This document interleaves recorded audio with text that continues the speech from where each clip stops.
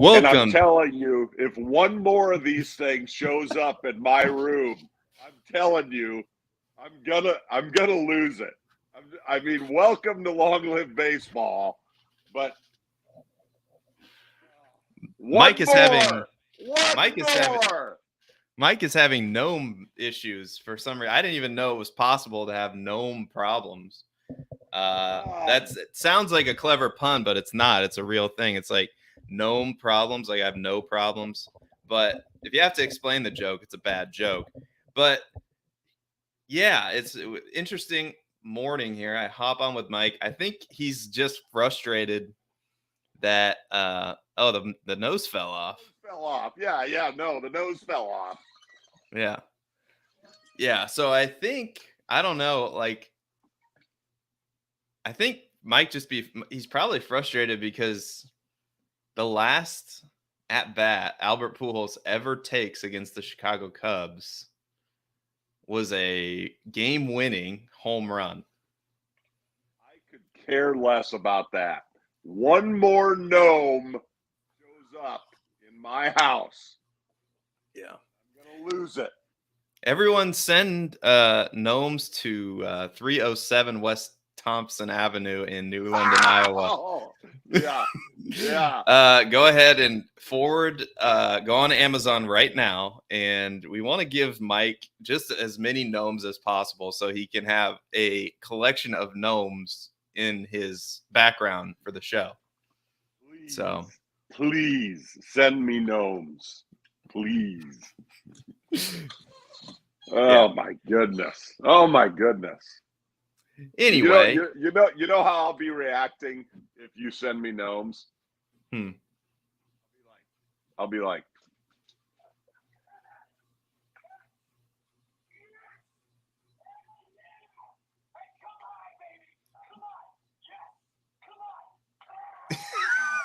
that's what I'll be. I'll react like Joey Gallo's reacting to the new rules changes in the shift. Yeah, Lord. Baby. Yeah. He's probably pretty happy. I bet Matt Carpenter's happy too with that whole thing. That just added 10 years to Matt Carpenter's career. Yeah. Bigger bases too. So, I mean, anybody with big feet is probably happy. I don't know, man. It's crazy to think that, I don't know. Like I'm not too big of a fan of changing rules. Like if you don't have to. Right. So right. Here's what I would say to like the shift or whatever. So we're getting into this. Like, we changed the shift. Like, I don't know if, and I get this isn't fair, but I don't really care. Like if Stan Musial or if Ted Williams or you name Ernie Banks, whatever hitter, like if the third baseman would have gone on the other side of the bag, they would have said, "Thank you for the free hit." Like, cause I'm just gonna go the other way and hit one right down the line, and there's nothing you guys can do about it. So why did you just take your third baseman out of position? Thank you. Right. Like, so how about just like be able to go to all fields when you hit? Like, I don't know. Like, because one of the things that we want to do is we want to highlight the athleticism of our players in Major League Baseball. So that's why we're making some of these changes, because the fans want to see the athleticism of the players in Major League Baseball. So we'll eliminate the shift, thereby they will have to make more athletic plays. That's the argument. Well, and is this just infielders, or does outfielders count too? Because what you could do is you could pull an outfielder to essentially play that shift position, and then just like, you know what I mean? Like have your two outfielders in right center and left center or something, like wherever you feel like the ball's going to go. Like you could potentially do that anyway, right? I mean, if you want to abandon, the outfield because you think a guy's a ground ball hitter and I don't see why you couldn't pull those guys in. That'll be the next thing they'll have to eliminate. But listen, so the rule is now you got to have two infielders on either side of second base with both feet in the dirt. Both feet on the ground. Now, I can't understand why that's part of the rule.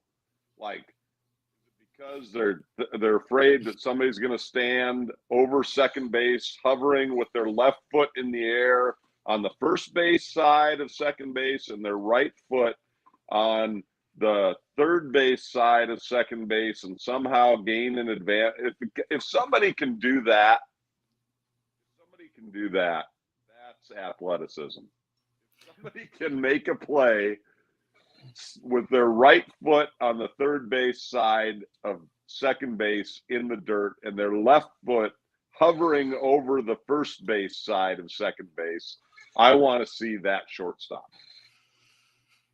Yeah, it's also as you were mentioning that, I just kind of was laughing or smiling to myself, thinking of who do you think the first umpire is going to be to call out, like, hey, both feet on the dirt, like redo the pitch or redo the, you know what I mean? Like, how absurd could this potentially get? Can you just see Angel Hernandez being like, nope, time, like home, like a dude jacks a home run, but we've stopped the game because Angel Hernandez has decided that one person had his foot in the outfield grass, like the second baseman had his heel on the outfield grass, and that nullifies the entire play, which is like detrimental to the offense, obviously, because the dude hit a home run. Like, you know what I mean? You know, like, this is gonna happen, Mike. It's gonna happen. In answer to your question, yes, 100%, I can see Angel Hernandez doing that. And you and I will be laughing. We'll hope it doesn't happen to our team. But if it happens to the other team, we'll be laughing our proverbial butts off. Like, I will be, I know, like, because that is hilarious. Like, he's hilarious anyway because of just how inept he is. Because every game I go to, and they announce like the umpires for today's game, and they say Angel Hernandez, I'm like, oh, we're in for a treat. We're in for a good time. I mean, based solely on the fact that his name is Angel. There's so much irony in that. Yeah. I don't know if it's irony. What was it wasn't there at the Cubs game, one of those players from the 85 Bears team got in trouble because Angel Hernandez was the home plate umpire? Tell that story. I mean, you had somebody up in the press box who was going to be singing the seventh inning stretch, and he made some comments from the press box, and Angel gave him the stink eye. I think he tossed him. I think he might have. I think you're right. Hey, so I've been listening to, and I know we're kind of rambling a little bit here, but I stomached what I could of listening to the commissioner talk about the rules changes, which was about 13 seconds. And then I switched over to Theo Epstein's, talk about the rules changes. And I got to tell you, Theo Epstein for commissioner. Okay. Theo's presser on the rules changes was actually informative. It was actually like he put up he had slides of data and things over the years and rule changes over the years and how they've affected baseball and fans. And he just said that the thing that I'm upset about is that I didn't get the survey or I wasn't in the focus group. They said they did all these focus groups and surveys with fans to help determine what things needed to be done and what all of that kind of thing. And I guess what I'm really upset about is that I wasn't in one of the focus groups. Yes, I had, private, audience with the future commissioner of baseball in the bleachers at Wrigley about why I thought Rob Manfred sucked. But it wasn't, I don't feel like my voice was heard in the rules change thing. I mean, I guess it was, but I'm thinking that by the time I met with Theo in the bleachers, it was maybe the decision had already been made. Yeah, I'm sure Theo was like, man, uh, we might have to rethink some things because this guy was wearing Rob Manfred sucks T-shirt in the or Rob Manfred is ruining baseball T-shirt in the bleachers. Was like, man, I think Rob Manfred's got some pretty terrible ideas. Uh, so he was probably, like, yeah, it's probably too little, too late. I would imagine, like, they have probably Yeah, already gone forward with these decisions. I think so. I Uh, think so. And on top of that, I mean, I really, he's probably can't sleep at night now. Like that yeah. that you Well, informed him like these are terrible ideas. I mean, I did make an agreement. I mean, I don't know if I think I'm okay to talk about this. It's kind of like, you ever watch the Tonight Show and the actors come on and they can't really release the details of the upcoming episodes, and if they do, it's a big, you know. But I'm pretty sure I'm okay just to say that, you know, off off camera and privately, Theo expressed his feelings to me, about things. So that's all I can really say about that. Yeah, we have got an insider, basically Mike Jones, uh, who uh, was asking Theo the tough questions, the questions that nobody else is asking right now. Like, why are you ruining our game? Why do you hate us so much? Why why do What's you? your what's your problem with the fans? Yeah, And, yeah, and really, I wasn't. Those questions weren't directed at Theo. It was more directed at his employer, yeah, current employer. But in the yeah. future, I have hope that when Theo becomes the manager or the commissioner, Hmm. that we'll have some improvement. I will speak as I have some experience as a commissioner, a fantasy football commissioner. Uh, we vote on things. I don't know who like votes on this panel or committee, but as a commissioner, I send like it's not my decision really. Like it's my job to organize the thoughts of those who are on the panel. So like I send the questions out, and I'm like, hey, do we want super flex? Do we want whatever? And they vote. Like I'm assuming more people than Rob Manfred, like his panel of like Yeah. cronies or Uh, whatever, uh, when it probably made this decision, right? I mean, I could be a little hard on maybe I don't know if I want to admit this on the air, but maybe I'm being a little hard on Rob Manfred. Mm. Uh, We got to clip because that. We got to clip that, and we yeah, gotta edit that put out. it Edit put it that out. at put it at the beginning of the show. Maybe I'm being a little hard on Rob Manfred. And long live baseball with Mike Jones. The only But time I think that's the only time you've ever uttered those words or phrase. Like well, maybe I'm being a little hard on Rob Manfred. listen, it's Oh, tough. It's tough being yeah. in a leadership position. It really is. And of course, the players are voting on this too. And one of the things that was interesting in Theo's presser about the rules changes was that he made the statement, although we haven't reached consensus. And you know what? It was something like that. Something about consensus and not having consensus. And no, not everybody is like me is going to be happy with the rules, right? But consensus isn't everybody agreeing. I think he might have a faulty definition of what consensus is. Consensus isn't everybody agreeing. Consensus is everybody having a voice, and that's where and then agree. Not necessarily agreeing, but going with the will of the group. I mean, when the will of the group is established, when you've got most of the group, and not in a vote standpoint, we're not all voting and all that kind of thing, but when we can come to that's a consensus where the will of the group, this is how we're going to go, this is how we're moving forward. I understand you disagree, but this is how we're moving forward. Then that's what where you end up. But um, anyway, that was an aside. But my Yeah. voice wasn't heard. I mean, unless maybe hey, you know what? Theo's a pretty good guy. I think maybe he brought my concerns back to the commissioner's office when he moved out east. I'm going to give him that. I mean, he Yeah. hasn't. It's not like he's emailed me since then, but Hmm. you know, there's a good chance that maybe he voiced, "Hey, I was talking to this gentleman, this fine gentleman in the bleachers at Wrigley when I was there, and he stated some of his feelings about how the rules of baseball really don't need to change because baseball is already a great game." And here's my proof of that.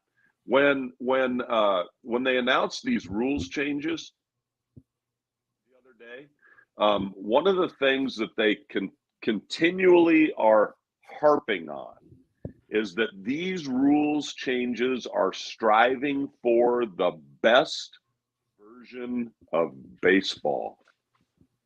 The best version of baseball. It's a direct quote, which is why I'm giving you the quotes, air quotes. Best version of baseball. And so someone somewhere has decided what the best version of baseball is, I guess. And I think that really that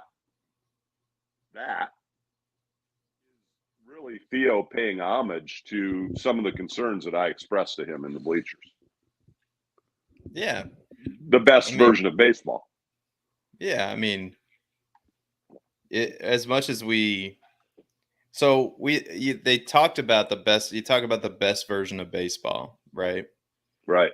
Like, so I think baseball. The reason we all love it is because of the nostalgia, the connection to the past, of its place in really American culture. Absolutely. It's done a lot. Like, I mean, it's baseball, it's apple pie, it's the 4th of July, right? Like, these are the things. It's summertime, it's baseball. And I genuinely think, like, the best version of baseball, and I don't know, like, I might get in trouble here, but the best version of baseball, like, I don't know if they're including players in these conversations. I would hope so, like the MLB Yeah. Players Union. Yeah. Uh, so the best version of baseball has to be letting the players essentially play the game without disrupting the harmony of the structure of the just of the nature of the game. You know what I mean? Like, Right. so all of these efforts, like, as much as I hate the pitch clock, it's like you're trying to speed up the game, like you're trying to keep the game going. And in the past, like, the game has changed. Like, in the past, it would be like a pitcher, it would be, you had a lot of 1-0 games, 2-1, and those are the most exciting games. And now, it's different in the sense that there's so many home runs, and teams, you get games that are 11-5 or whatever. So it just if players don't naturally go, like, there are certain pitchers where it's like, oh my god, will you pitch the ball? And we've all Yeah. had that guy on our team, right? So if that Hmm. gets that guy to speed up, I guess I can see it, but the game shouldn't have to be regulated like that. You know what I mean? Like, Right. it shouldn't have to you shouldn't have to tell somebody, "Hey, can you hurry up and pitch the ball because we have a game going on here?" Like, Yeah.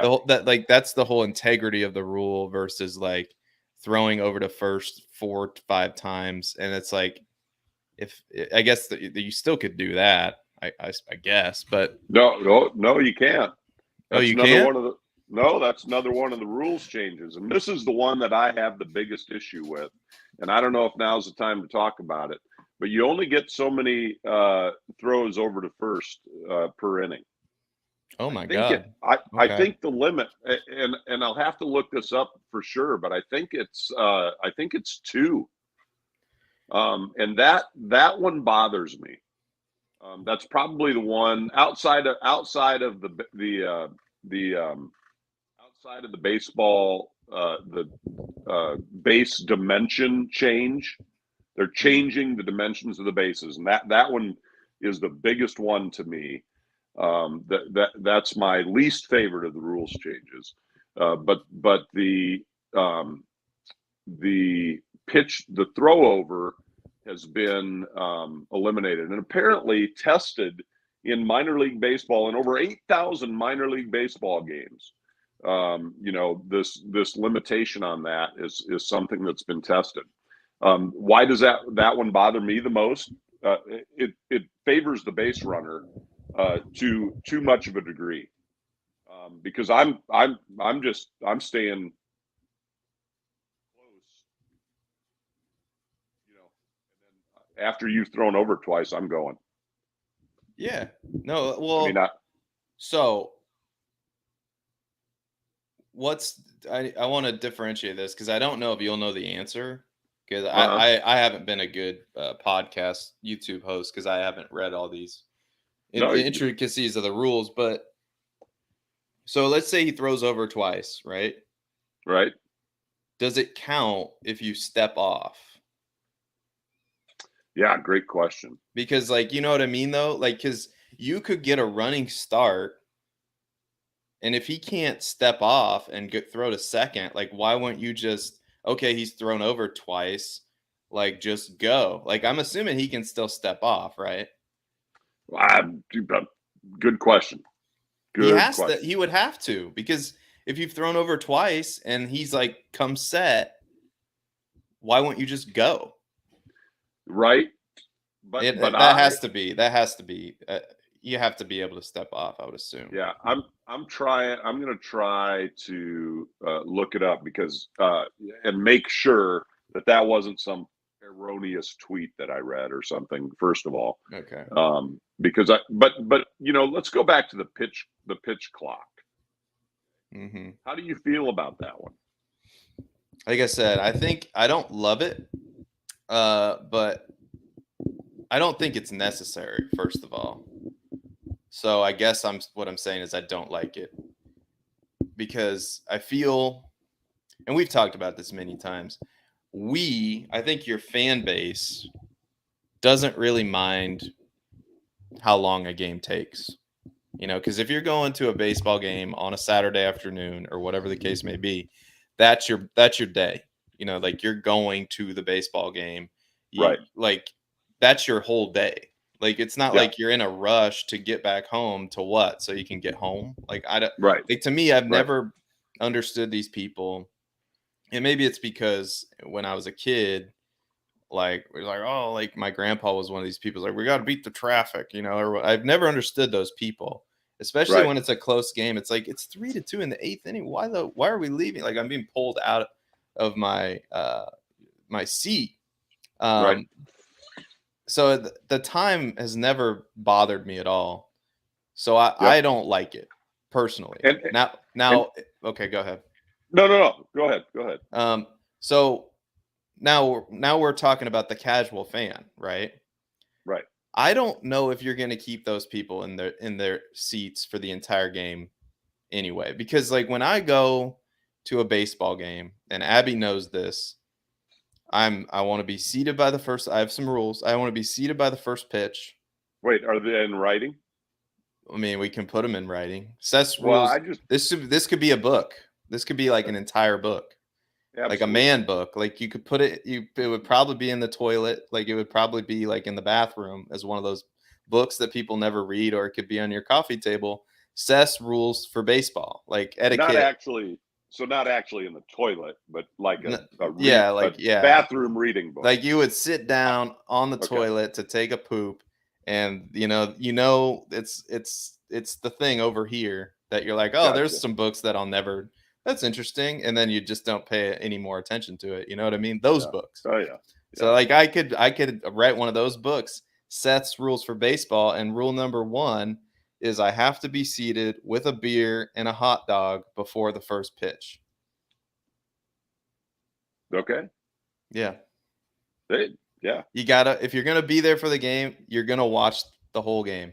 Rule number 2 is no leaving the game early, right? And I've broken this rule, so I'm ashamed. I'm a shame on me. Shame on me for leaving the game early.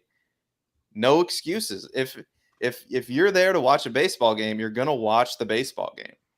And what these casual fans do is they just, like, Abby and I are seated and we're watching the game, and we went with some of our friends to a Royals game, on nurses night, and we're like, second inning, third inning, fourth inning, where are your friends? They come, they sit down in like the third inning, and then they leave in the fifth, and then we never see them again. It's like that has nothing to do with a pitch clock. I'm sorry, it just has nothing to do with the Well, pitch clock.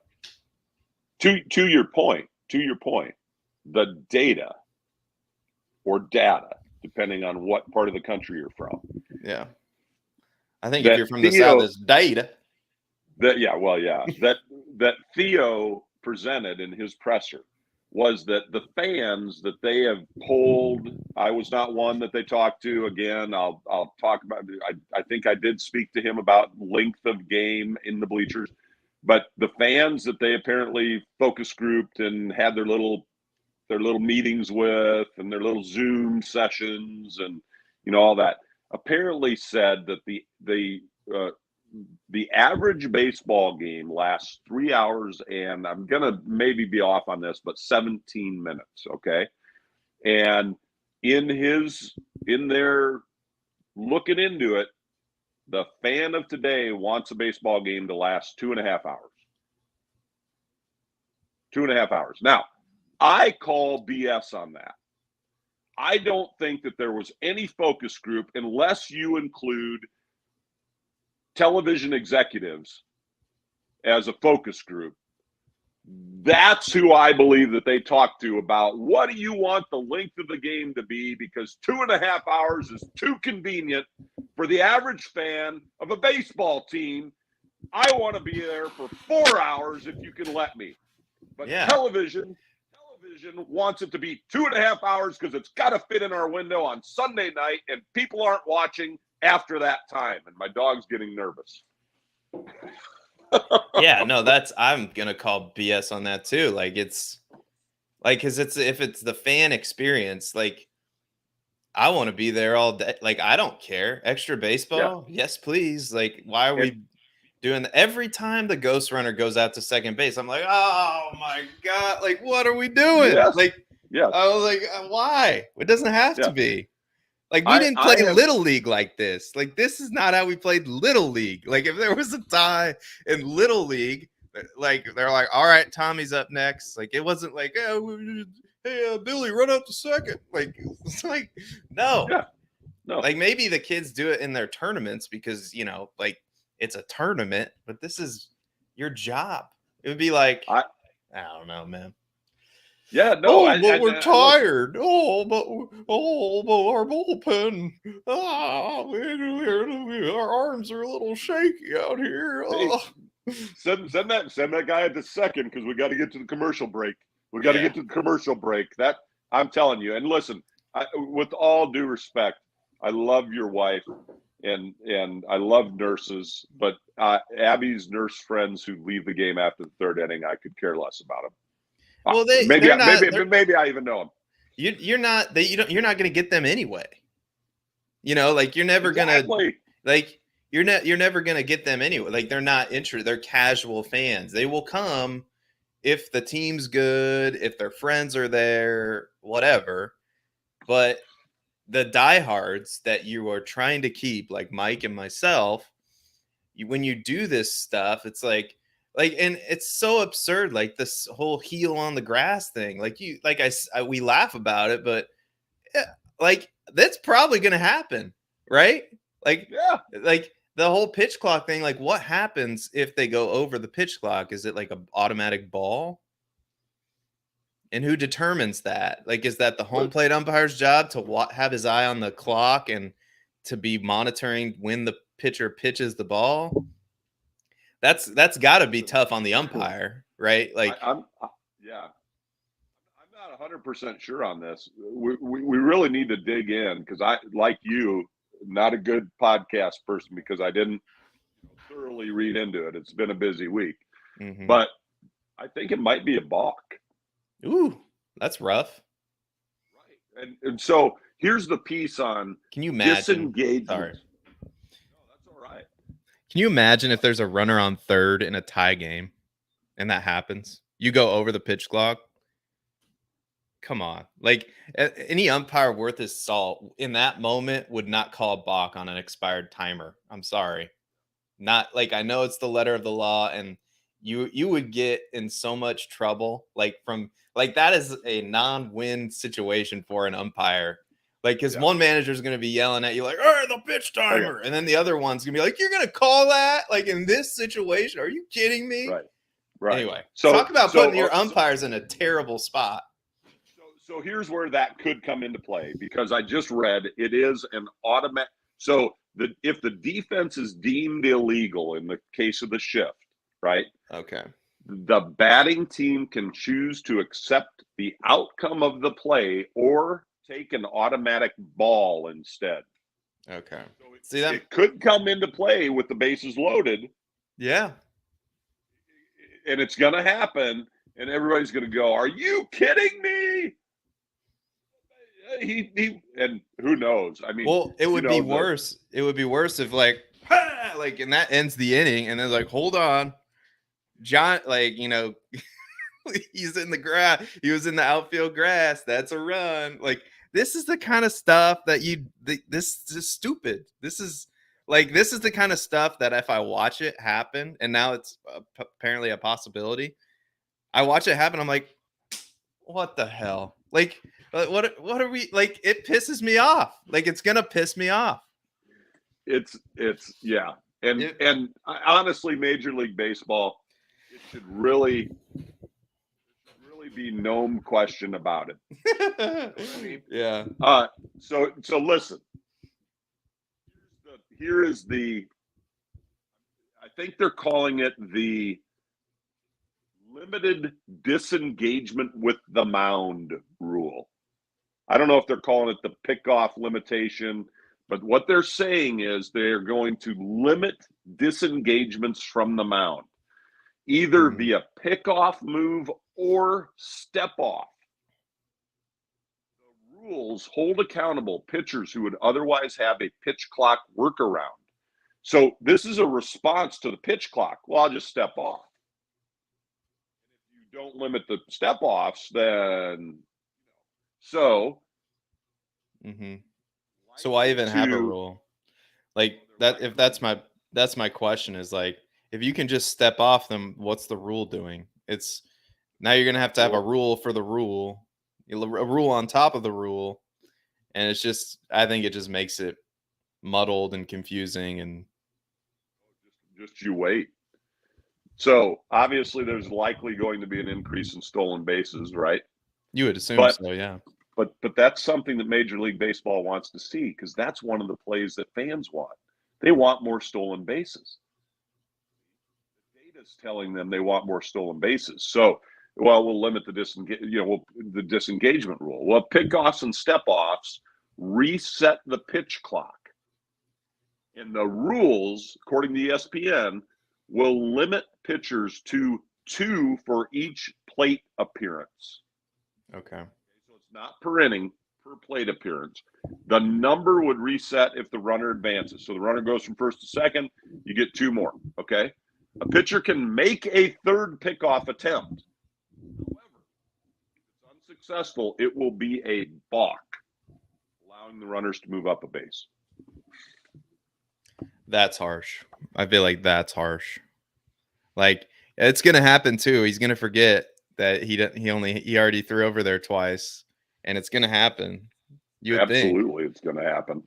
Yeah, like, it's so natural. Like, these guys have been playing this way for so long. Like, it's gonna happen. Yeah. Yep. Like, where are they going to learn about the new rules in spring training? I don't know. I know they have the new comm system. So I don't know if the catcher now is going to have to say, "Hey, man, like, you thrown over twice, don't throw over." But it's so natural. Like, you as a pitcher in that moment, like, there's going to be guys who mess that up. Like, anyway, to just put a bow on that point, like, it's going to happen. And that is I think that's a harsh penalty.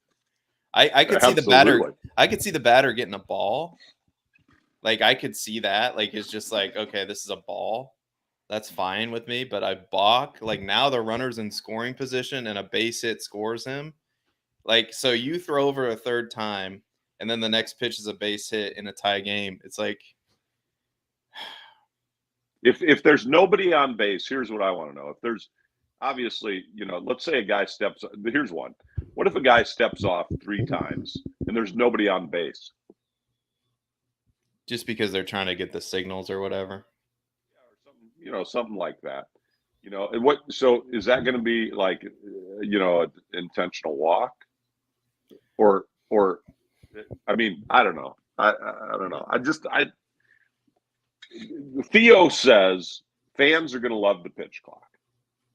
He thinks that fans are going to love the pitch clock. Again, I think that they're talking about the fans. I think they're trying to get more fans from the how do I put this lightly? Like, I think they're trying to get more fans from that group of human beings known as millennials who are gratification. I want it now. Let's get this over with.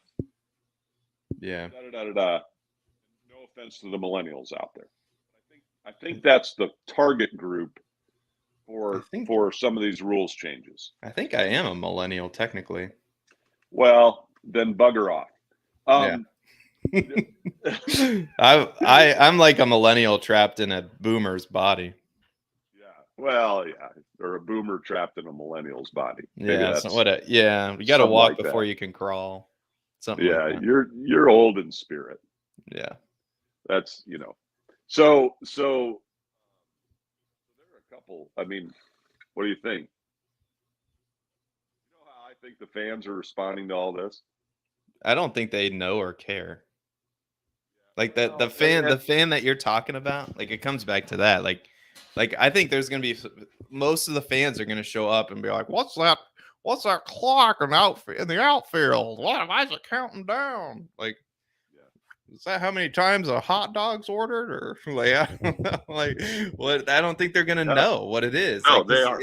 It's obscure, like because it's obscure. Unless they're gonna make it like a point of emphasis, like this is the pitch clock, and this is how long it takes for a pitch to get made, or like because at Busch Stadium, I know it's just a little clock, and like I don't even think my mom or grandma know it's there. Right.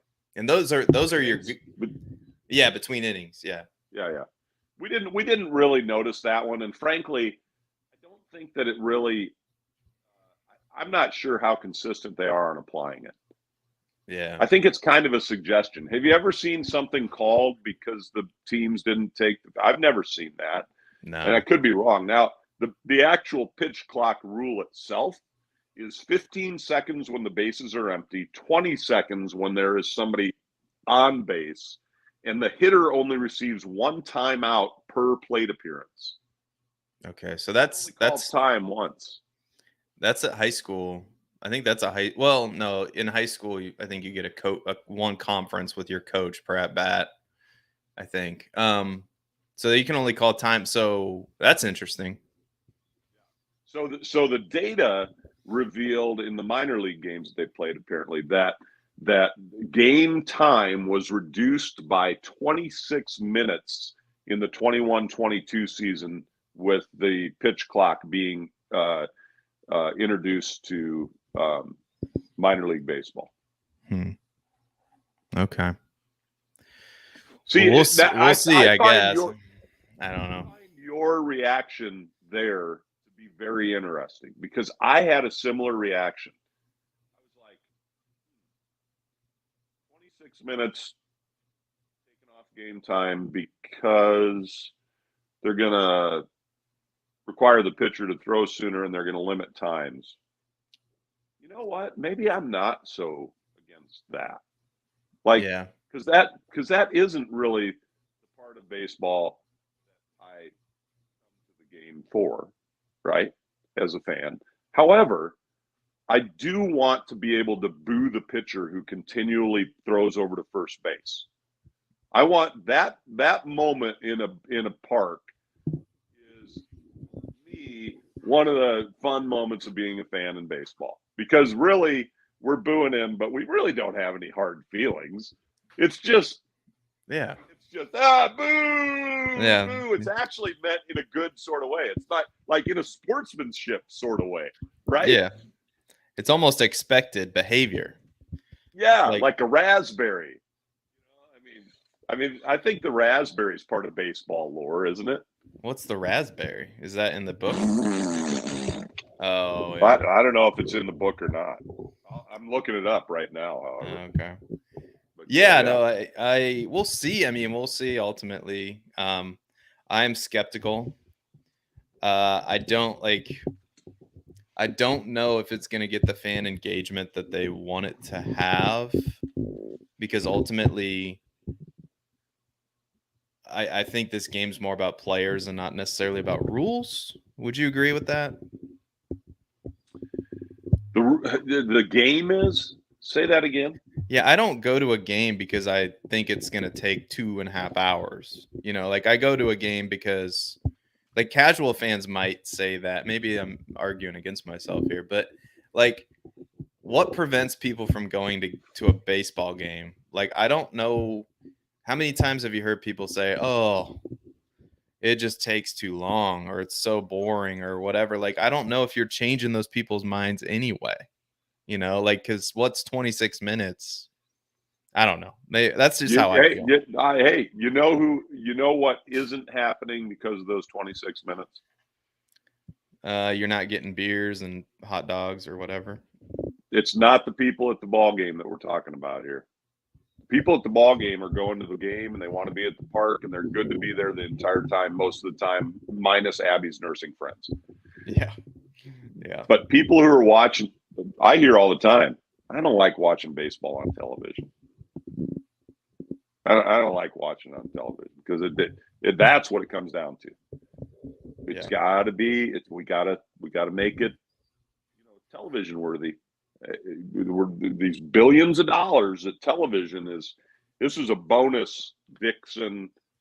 A bonus Dixon word because it's way out of sync. Hold on, Raspberry. I gotta do the jingle. Well, okay, it's not actually segment time. I mean, okay. It's up to you. It's up to you, but if it's outside of the segment, you're doing an additional. Everybody's getting an additional word today. Exactly, because it's way out. Because aren't we on like D, C, or D? Yeah, we're on C, I think. It's been so long since we've done a show. Yeah, well, a raspberry is the sound made by sticking one's tongue between one's pressed lips and blowing loudly. The flatulent sound expresses unequivocal contempt. Commonly believed. Oh, that's good. Commonly believed to be a play on the rasping start of the word raspberry, or the sound of a metal rasp. Unequivocal. The description is so good. It's like somebody actually took the time to describe this in such a perfect way. Anyway, absolutely, because the other, it's actually an alternate spelling of the raspberry that you get when you slide, right? And you get a bruise or you get your skin irritated on a slide or something. That's also that's a raspberry, but this is a razz berry. And Charles Earl Funk gave an alternate etymology after rejecting the notion that it comes from the metal rasp. Quote, I think that the word should be written razz berry, that it was a humorous extension developed from the slang to razz, mock, or to make fun of. And the latter term was originally a contradiction of to razzle dazzle, meaning bamboozle, banter, or deceive. I'm telling you, this goes on for another half a page, but probably the best thing in here is the British expression blow your raspberries, also derived from rhyming slang. Raspberry tart rhymes with fart. Oh, that's so funny. That's what I say. That's what I say to the second rules change. Bigger bases. First base, second base, third base increased from 15 inches to 18 inches. Okay. See, this one I don't know why. Is that what player reason? safety? Player safety. That's what they're saying. Okay. Player safety. How does it make? How does a bigger base make players more safe? Gives them more room to work with. Okay. When they're coming to the base to make a play, there's more room, therefore maybe less collisions, with the fielder. Okay. I guess I'm indifferent to that one. Why do you not like it? Because I think it will impact. The game is glorious in its geometry. I don't know how someone actually figured out the distance between home plate and first base and first and second and third and what it should be and how it should be. But how many times have you seen such a close play at first base? We even instituted instant replay because it happens so much. That's all going to change. I don't think it's fair to record holders. I don't think it's fair to fielders. Those are a few things right off the top of my head that I'm not kosher with. Okay. Yeah, it's interesting because you think the pickoff rule too, and combined with this base being bigger, is going to increase stolen bases, right? Absolutely. So, I guess that's getting what they want out of it. But you're right; it's different now. It's a slight difference, but this is a game like all games. It's a game of inches and milliseconds, and a lot of times when they go to replay, they can't even figure it out. Like, so they just stay with the call on the field. It's so close. So yeah, any minor change is, you could argue, is a big change. And well, and a minor change, and this is how I really feel about it. I mean, these things are about 3 inches. Yeah. Maybe a little taller with the hat, but if you took the hat off, which really is the thing that is the best part of the ensemble, but if you take the hat off, it's about 3 inches. So I'm guessing about this much. But if it's this much, like 15 inches square versus 18 inches square, does that mean that they're adding 3 inches to every side of the bag? No, it would just be 18 inches squared, right? So you'd have like, well, I don't know. I'm terrible at math, but wouldn't it be like an So inch am and a I. half on either side? Okay, so let's just say it's an inch and a half. So it's 3 Still inches like math, kid. between the bases, because each of them has an inch and a half.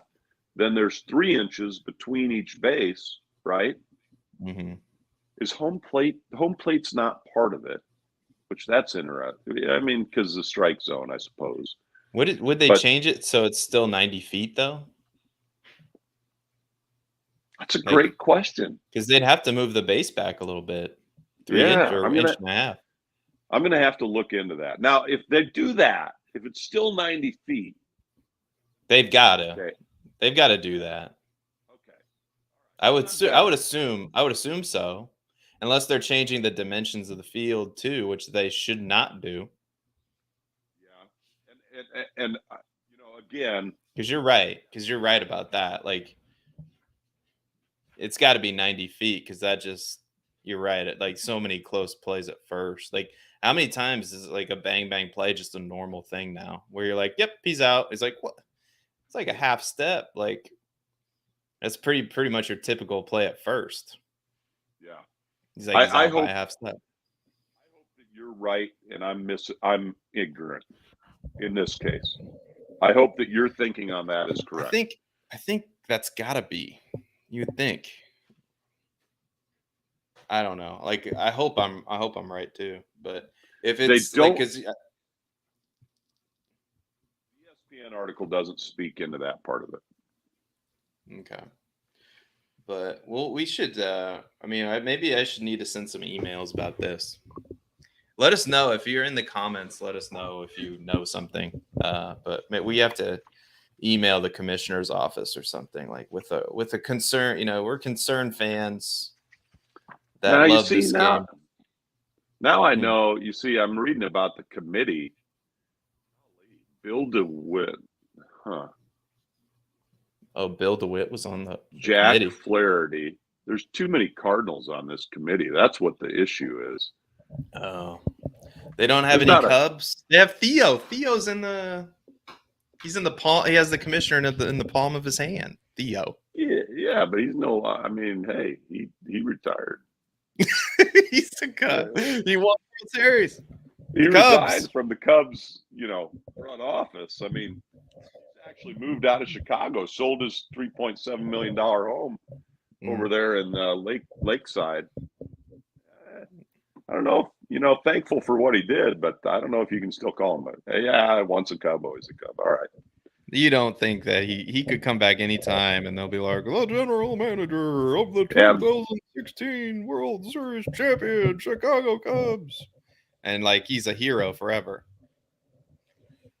So, yeah. Hey, here's I do have to read this quote from a Chicago Cub to you, though.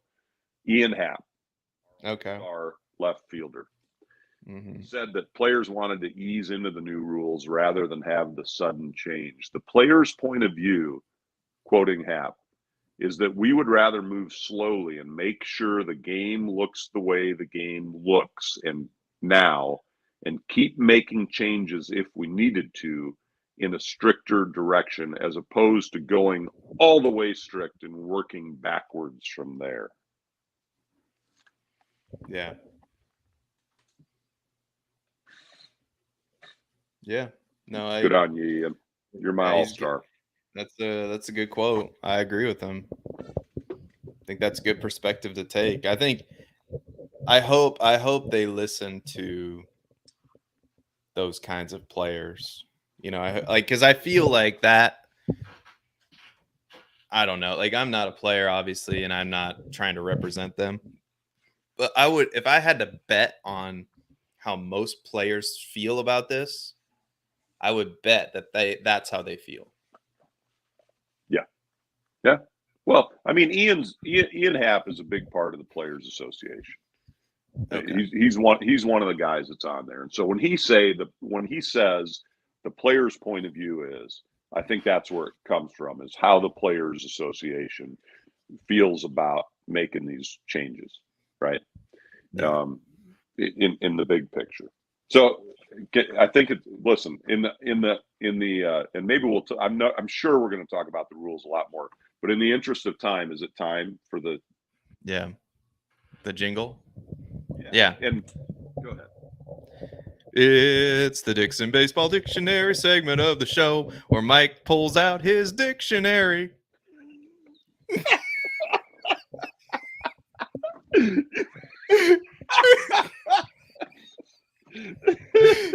You like what I did there?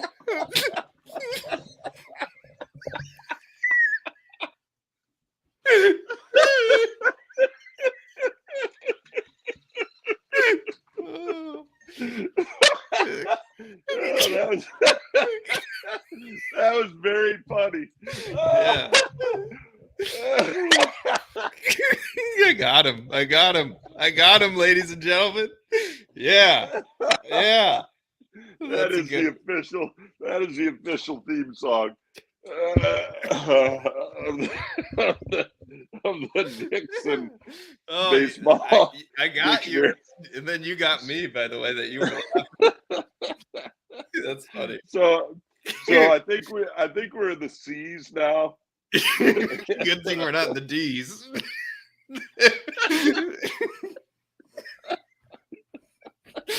Oh God! Here, let me get my dictionary. I'm so thankful. Hey, pull yours out too, will you? It's the Dixon Dictionary.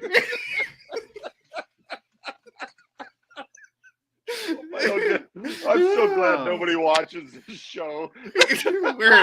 We're both officially fired from our day jobs. Why? Because we're being educational. Yeah. We're you should pick up one of these dictionaries. It's on Amazon. Okay. Page. I'm staying in the B's for obvious reasons. Okay, good. Or going back to the B's. Page 87. I think you'll know which word. We haven't talked about this ahead of time, but I think Seth will know which word. Ooh, yeah. Yeah. So you want to read it? Because I'm still laughing. Battery mate, right? Battery mate. Absolutely. All right. So a battery mate, the pitcher or the catcher, also spelled Battery space Mate. Its first use was in 1909. Overall, drove his battery mate home with his long smash over the right field fence. Is how it was used by Ring W. Lardner in the Chicago Tribune on July 9th. And I'm assuming that's 1909. But Yep. a battery mate is the pitcher and the catcher, like the combination of those two. And so this is timely because we have history being made. And it didn't go the way the Cardinals wanted it to, other than Yachty hitting 2 home runs, which was pretty cool. But yeah, Adam Wainwright and Yadier Molina made their 324th start together, officially ties the MLB record, which I don't have it pulled up. The two pitchers, Lolich and Freehand. So now forever, and I'm sure there's going to be a statue of these two outside of Busch Stadium commemorating this at some point, I would assume. So on Wednesday, Adam Wainwright is scheduled to start against the Milwaukee Brewers and figures to break that record on Wednesday. I believe it's September 14th, I think. And that's a game I think all Cardinals fans should tune into, because I was at school and I had to turn on the Cardinal game because they played a 12:15 day game. And I just turned it on to watch the first couple innings, and then I had to get back to work. But I think all Cardinals fans should, if they can, find a radio, find a television, and witness some history on Wednesday against the Milwaukee Brewers, because I don't think, and I could get your perspective on this too. I hope I'm wrong. But I don't think this record is ever going to be broken. Not just because of free agency and the way the trade market works and the way, contracts are. I just don't see this ever being broken. Like I hope I'm wrong. I hope we have another combination of pitcher catcher, whether it's on the Cubs or the Cardinals, that does this, that's with the team, because we've talked about this too, like with the Cubs and their situation of getting rid of those guys. When fans have a connection to those players, that makes the game all the more meaningful for the fans, for the kids in the stadium, for everybody. It makes us all feel like kids again.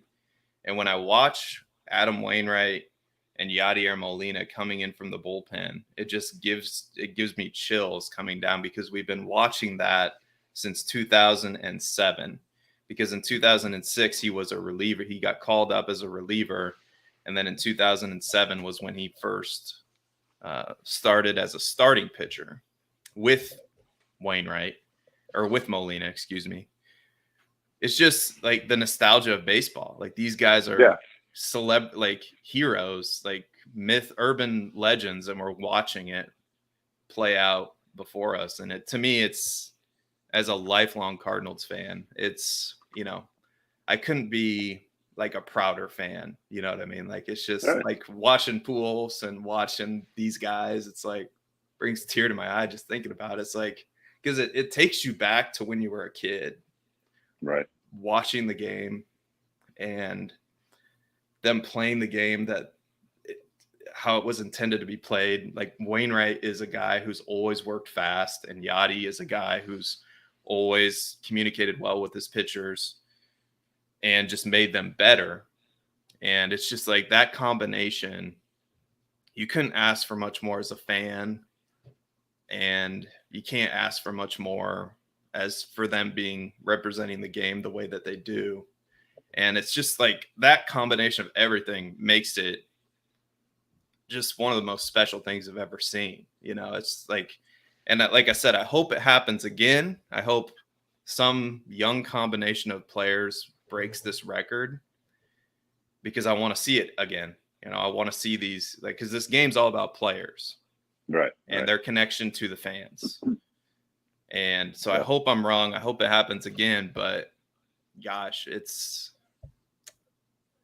got to do this. Yeah, and I'll do the same thing. I mean, here's the thing that Lolich and Freehand, you almost I have to go back. I'm not real. Pat Hughes could tell us when they played, probably, right? But as you're talking, I'll bring it up. Yeah, good. But when you think about that, I mean, it's been a lot of years since that happened. I agree with you. You asked the question, will this record be broken? And if Wainwright and Molina, because I could also, this is going to sound kind of crazy, I could also see them, I could see them breaking the record, but I could also, as a tip of the hat to the others, just see them saying, hey, you know what, let's remain a tie. Because I saw something about that Yadier Molina is retired, officially retired, and he's still playing in games, right?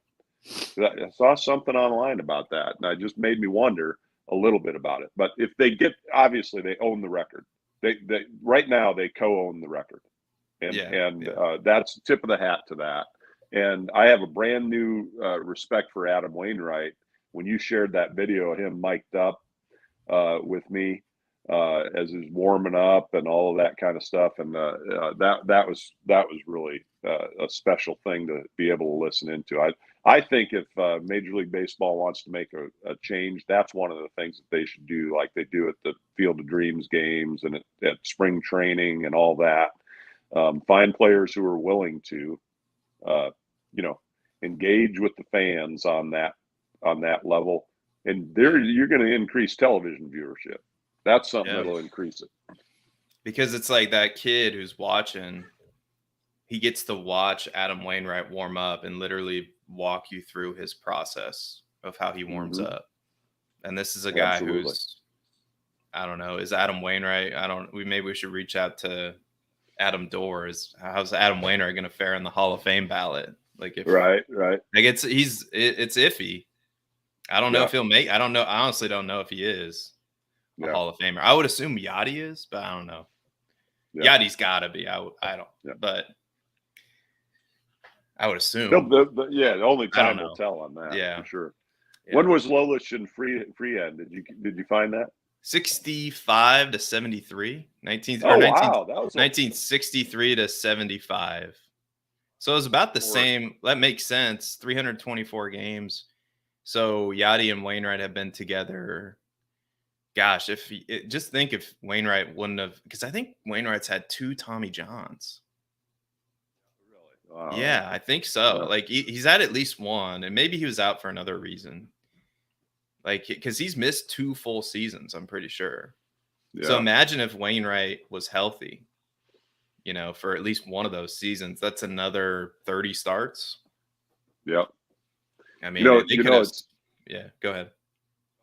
Say, it's interesting when you're talking about Wainwright and Yachty, and then I look up Mickey Lolich, and American former professional baseball player, played in Major League Baseball as a left-handed pitcher from 63 to 79, almost entirely for the Detroit Tigers.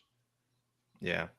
Sound familiar? I mean, you have to have it's a longevity record is really what it is. Are we going to see that again? I guess is the question. Are we going to see those types of things? The only thing that could improve the your feelings about seeing Waino and Yachty come out together and all that sort of would be if Timmy Trumpet were playing their walk-in music. I don't know. I don't know what their walk-in music is, or if they have it, but I don't know. I don't think they have any. I think he's just got like some country song banging. It's probably that one song. Da, da, da, da, da, da, that Belgian beer company. Da, da, da, da, da, That whole thing. Here Comes the King, Yeah. I think is what it's Yeah, called. yeah. That Belgian beer company song. The Belgian King is coming to give you beer. Like, I don't think Americans would care. That's the one. It's like, oh, free beer, yeah. Belgium, Belgium. So anyway, should we talk about what Pujols did? I know you avoided it for an hour. I don't. All right, that's the show, ladies and gentlemen. I don't care. Listen, if you haven't picked up on the fact that I've been trying to avoid talking about the standings or the Cubs or the Cardinals for the last hour, You've done a great job. I appreciate that. Yeah, you've done a great job. The Cardinals are now they're in first place, but they've been losing to the Nationals and the Pirates last night. This is both what's great about baseball, but it's also what's frustrating about baseball, because you're like, we're playing the Pirates and we can't beat the Pirates. How can we not beat the Pirates? Like, and it's because, as I knock my microphone over, it's because it's baseball, man. Like, anything can happen in baseball. It's baseball. It seems like, who seems to be winning a lot of ball games recently? Who's that? The Washington Nationals. Yeah, they beat every time. They beat the Mets 2 out of 3 before they came to the St. Louis. I feel like every time I look up my scores, I'm like, the Nationals beat so-and-so, or the Nationals beat so-and-so. It's mind-boggling. They have 2 former Cardinals on there. They have Lane Thomas and they have Luke Voigt on their team now. So I think they got a haul for Juan Soto. And I think, like, they're willing to spend money. They've proven that they'll spend money in the past. So I think they're, like, on the Cubs, like, ride up. They're not going to be bad. They're not going to be bad for that long, I don't think. Right. Maybe it might take them a couple years. But just because you trade a guy like Juan Soto doesn't mean that you're going to be bad forever. Right. And they got a bunch of prospects and they got a bunch of good young players for him, and they needed that. So that was a good deal. That's why I'm excited about the future of Cubs baseball, because while it hurt tremendously last summer, we're already seeing. I mean, I can, Pete Crow Armstrong, Brennan Davis. Some of these didn't come from the trade. Some were drafted. Okay, I get that. Hayden Wesneski. I can name some names that you're going to be hearing in the near future. It's going to happen. Mashing is going to happen. Everybody will find out what that's about soon enough. But look at the Cardinals team. I mean, the Cardinals. There was a stat they've called up 15 rookies this year. 15. Yeah. Usually, that's a bad team. Bad teams have to call up 15 rookies because veterans are getting hurt. But it's like Brendan Donovan is an awesome. I love him. Yeah. Nolan Gorman hasn't really gelled yet as a hitter, but when he gets a hold of one, it's gone. And then we called up Alec Burleson, made his major league debut, and a center fielder. I can't freaking think of his name. But anyway, we're calling up all these guys to make their major league debuts, and they're contributing to the team, and it's got to feel good for them. But this is how you build a team, and this is why I get frustrated because we had a show where I said, yeah, if that's the asking price, if it's Dylan Carlson is what's getting in the way of us getting Juan Soto, that I said that I would have traded, I would have pushed the button on that deal. But when you make trades like that, you give up the Brendan Donovans and the Nolan Gormans and the Jordan Walkers, who the Cardinals pipeline is unbelievable. And they've done just this unbelievable job but that's what's coming up for the Cubs as well. That's what the Cubs are building up right now. And that's the way that you have to build your organization. And you can just keep the machine churning for as long as the Cardinals have. And I just think that's what they're doing. And it's exciting to see. And I think that's the way the Cubs are building it too. So I think that's bodes well for you and Yep. Cubs fans, and it's, the Cardinals are going to keep chugging along too. But just Yep. like the kinds of things you have to give up, like when we traded for Marcell Ozuna, we gave up Zach Gallen and Sandy Alcantara, who would figure to be two of the better pitchers, younger pitchers in baseball. Right. So right.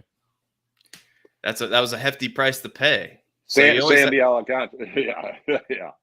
Yeah. So it's one of those things. And it's like, as a Cardinals fan, you're like, oh, think of how much better it could be, but it's still great, So we shouldn't complain too much about what Mozeliak does. And I make fun of Mozeliak, and I'm gonna make that video of like Mozeliak on the trade deadline.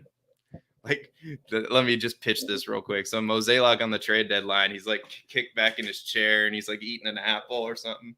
And like his assistant runs into the room and he's like, oh, we need pitchers. It's like, just relax. He's like, are we going to be in on Juan Soto? It's like, no, we're not trading for Juan. What do they want? They want Dylan Carlson and 3 or 4 prospects. Like, no, we're not doing that. Tell them we'll give them Nolan Gorman, and that's it. It's like, see what they say. They said no. Okay, all right. So we're interested in Juan Soto. We are interested. Tell everybody we're interested, and we made an offer, so I can actually make the offers that I want to make. All right. So who's out there? Who's available? How much time we got? 2 minutes? All right, make the trade. Like just put that. You got to put that video together. Yeah, you do those videos. I mean, do that. Yeah, do that. No, and every Cardinals fan is freaking out. Like, we're not gonna make any trades. We need pitching. Like maybe you could throw the fan reaction in there too. Like, there's 5 minutes left to the deadline and we haven't done anything. we're screwed. Meanwhile, some YouTube channel with the Twitter handle "Long Live Baseball with 1L" changed the Twitter handle, by the way. Predicted several weeks ago that the Brewers were going to be an accordion act, and the Cardinals were going to run away with the division. And I looked at the standings the other day, and they're 9 games up. Couldn't believe it. Mm-hmm. 9 games up. Man, and all the Cardinals fans are like,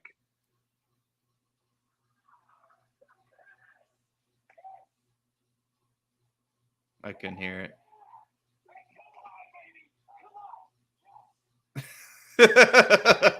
Yeah. They're all like that. They're all like acting like annoying Gallo with the shift thing again. Annoying, just again. Like yeah. Come on, baby. Yeah, baby. Pujols hit his last home run against the Cubs, or hit his not his last home run, hopefully, but his final plate appearance against the Cubs. Not only was it a home run, it was the game-winning home run. You're gonna go to your grave cursing his name, and you know it. But yeah. Well, in a game that didn't matter. So. Well, all games matter. Come on. Okay. All right. I knew that would come from you. Hey, so I have overstayed my welcome in terms of show length, and I'm sure that everyone out there who's watching, all 3 of you are thinking,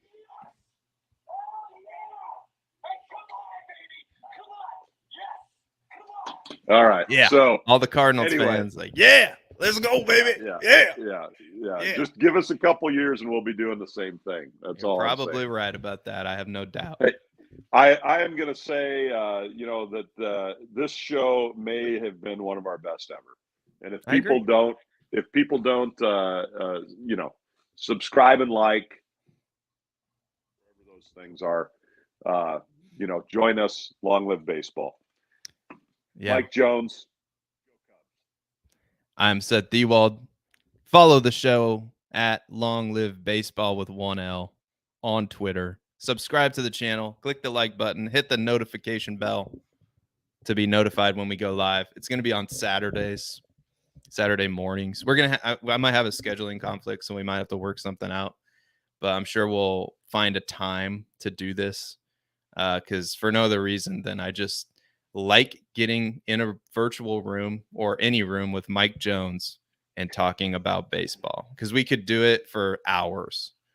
Like we could. If you think we couldn't go for another hour at least, we definitely could. But I know Mike's got to go. But anyway, that's why we do this, is because we so enjoy just getting together and having a conversation.